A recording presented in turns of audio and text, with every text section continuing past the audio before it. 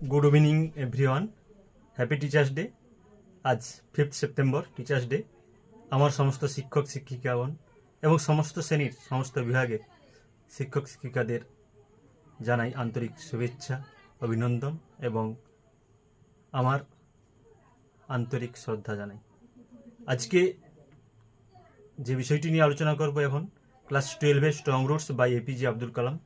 সামনে যে পরীক্ষা রয়েছে, সম্ভাব্য যে কোশ্চেন্সগুলো আসতে পারে সেগুলো নিয়ে আলোচনা করব।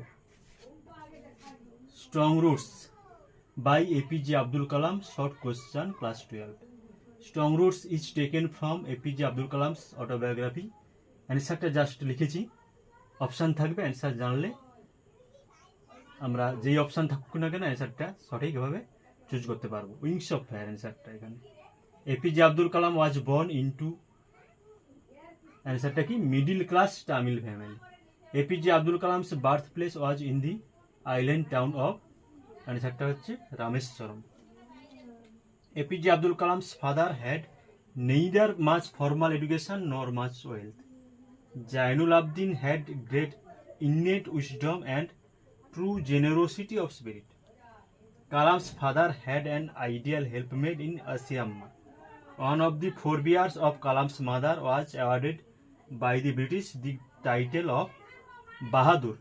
Kalam had undistinguished looks. আজকে তাহলে কি জানলাম?